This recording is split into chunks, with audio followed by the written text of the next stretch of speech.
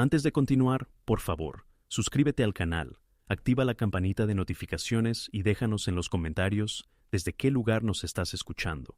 La capilla olía a lirios blancos y a cera de velas recién encendidas. El elegante cofre de madera brillaba bajo una luz suave, mientras el padre Herrera pronunciaba las últimas oraciones por el descanso de mi esposa. Isabel se había ido hacía apenas 3 días. Ella tenía 72 años, y yo acababa de cumplir los míos. Habíamos compartido 52 años de matrimonio, una vida entera lado a lado, y ahora ella permanecía allí, serena, en aquel cofre tan costoso por el que Javier y su esposa, Lucía, habían insistido tanto. «Mamá merece lo mejor», había dicho Javier, con los ojos llenos de lágrimas. «No pensemos en gastos, papá. Tú ya estás grande, no te preocupes por el dinero».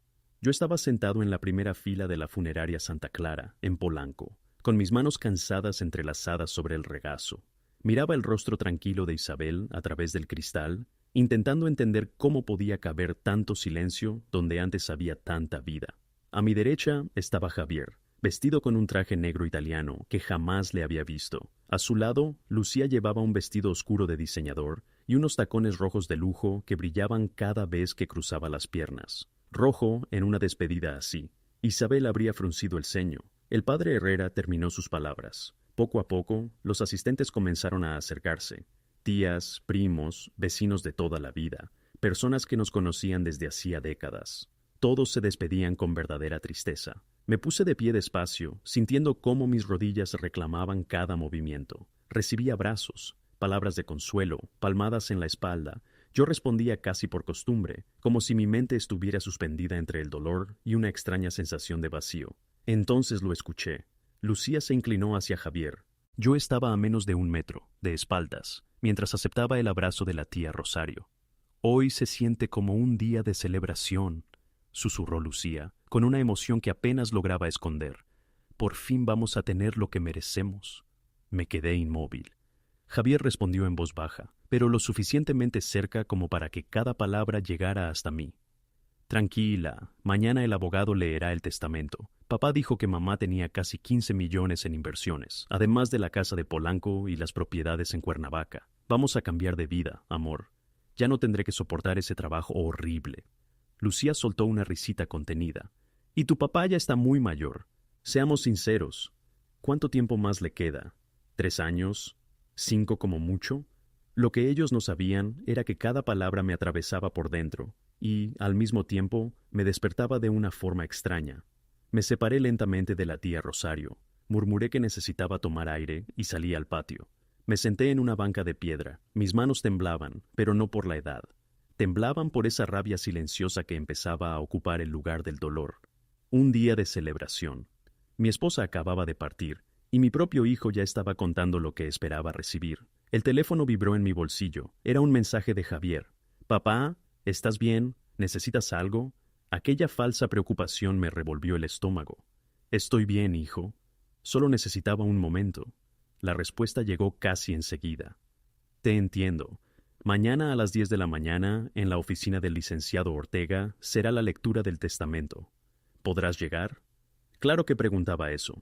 Necesitaba asegurarse de que el viejo estuviera presente cuando, según él, llegara su gran recompensa. Miré la pantalla durante unos segundos. Luego escribí: «Ahí estaré». Esa noche, encerrado en mi estudio, abrí la laptop con las manos todavía inquietas. A las 11:30 de la noche ya había escrito un correo al licenciado Fernando Ortega, el hombre que durante años había llevado nuestros asuntos legales. «Fernando, necesito verte esta noche. Es urgente. Respóndeme o llámame». La respuesta llegó apenas 5 minutos después. «Ricardo, te espero en mi oficina a medianoche». «¿Tiene que ver con el documento de Isabel?» «Sí, necesito hacer cambios antes de la lectura de mañana». Había cometido un error enorme sin darme cuenta.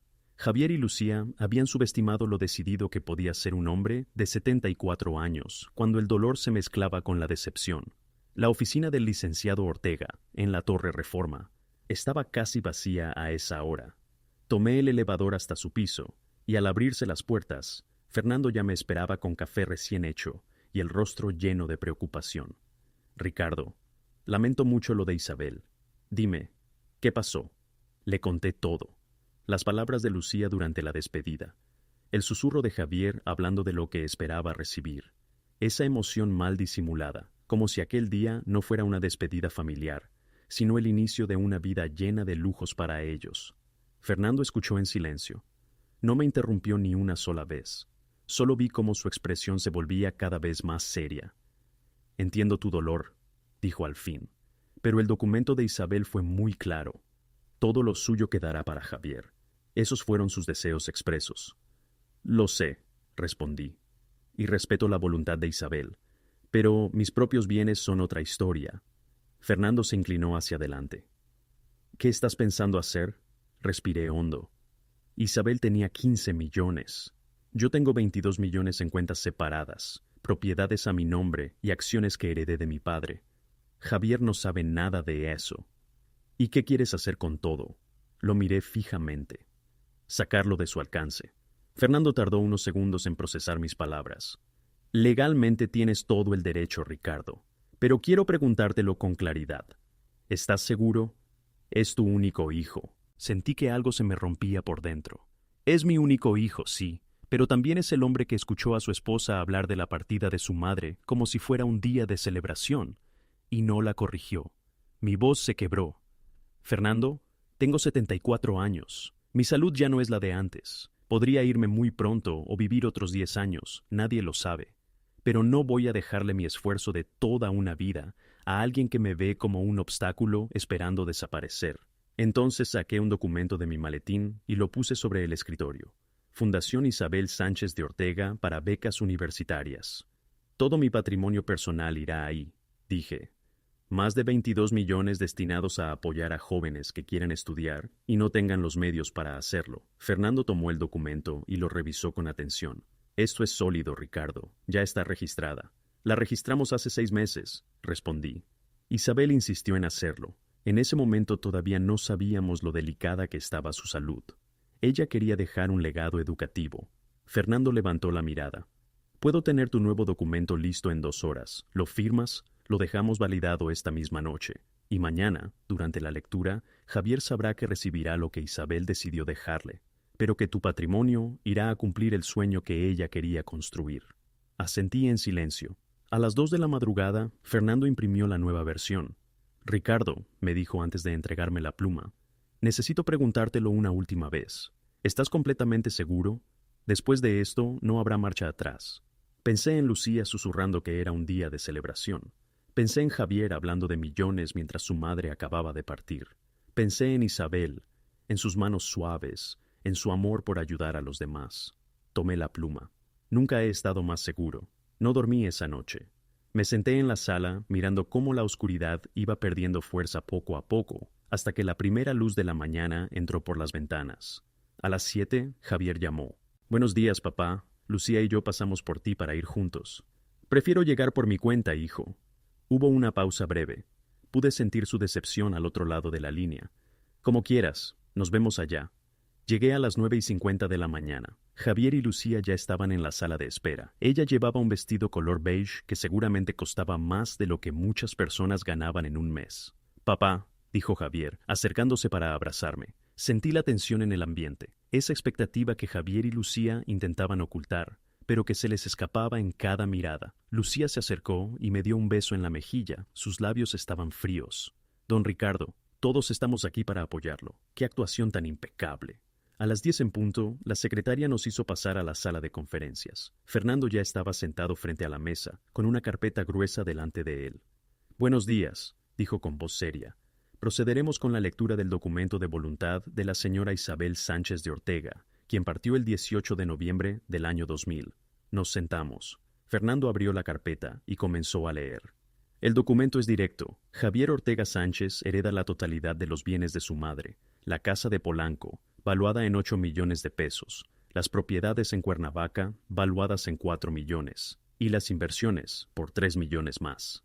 Vi cómo los ojos de Javier se iluminaban con cada cifra. Lucía apretaba su mano por debajo de la mesa, intentando esconder una sonrisa que decía demasiado. En total, continuó Fernando, 15 millones de pesos pasan a nombre de Javier, conforme a la voluntad de su madre. Gracias, mamá, susurró Javier, llevando una mano al pecho. Voy a honrar tu memoria. Casi pude creerle. Casi. Fernando cerró esa carpeta y, sin cambiar la expresión de su rostro, abrió una segunda. Ahora procederé con la lectura del documento actualizado del señor Ricardo Ortega Rivera, modificado y validado legalmente esta misma madrugada. Javier parpadeó, confundido. ¿Papá tiene un documento aparte? Pensé que todo era conjunto con mamá. Lo miré con calma. No, hijo. Tu madre y yo siempre mantuvimos algunas cuentas separadas. Fernando continuó. El señor Ricardo Ortega Rivera posee activos personales por 22 millones de pesos, entre ellos propiedades heredadas en Guadalajara, acciones en distintas empresas, cuentas de inversión y bonos gubernamentales. La expresión de Lucía cambió en segundos. Primero fue satisfacción, después sorpresa y finalmente ambición. ¿22 millones? Susurró Javier, mirándome como si acabara de descubrir a un desconocido. Papá, nunca me mencionaste eso. Y tú nunca apuntaste. Fernando levantó la vista y los miró directamente. Sin embargo, el señor Ricardo Ortega Rivera ha decidido que la totalidad de su patrimonio personal será destinada a la Fundación Isabel Sánchez de Ortega para becas universitarias. La sala quedó en absoluto silencio. ¿Qué? Lucía alzó la voz. Esto tiene que ser una broma. Fernando no se alteró. No es una broma. El documento fue actualizado, firmado y validado legalmente. Javier no recibirá ningún monto adicional más allá de lo que su madre decidió dejarle. Javier se puso de pie de golpe. La silla cayó hacia atrás con un ruido seco. Papá, ¿por qué harías algo así? Lo miré a los ojos. Porque ayer te escuché decirle a tu esposa que aquello se sentía como un día de celebración, porque calculaste cuánto tiempo me quedaba, porque mientras despedíamos a tu madre, tú ya estabas pensando en el dinero. Javier perdió el color del rostro. No sé de qué hablas. No mientas, dije con calma. Por fin tendremos lo que merecemos. Esas fueron las palabras exactas de Lucía, y tú no solo las escuchaste, también estuviste de acuerdo. Lucía se levantó sin poder sostener más su máscara de amabilidad. Usted no está pensando con claridad. Vamos a impugnar ese documento. Fernando intervino con voz firme. Señora, el señor Ortega pasó evaluaciones médicas que confirman plenamente su capacidad para tomar decisiones. El documento es legal y válido. No existe base sólida para impugnarlo. Es injusto, dijo Lucía. Ese dinero debería quedarse en la familia.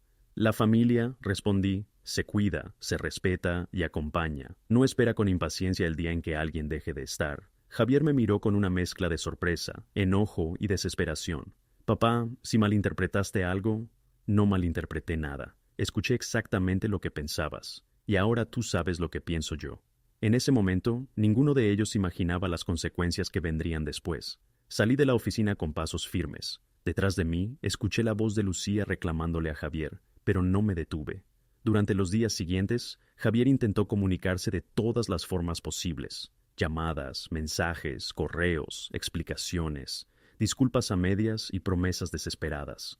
Fue un malentendido. Lucía estaba bajo mucha presión. Soy tu único hijo. Mamá no habría querido esto. No respondí a ninguno. 2 semanas después, Lucía dejó a Javier.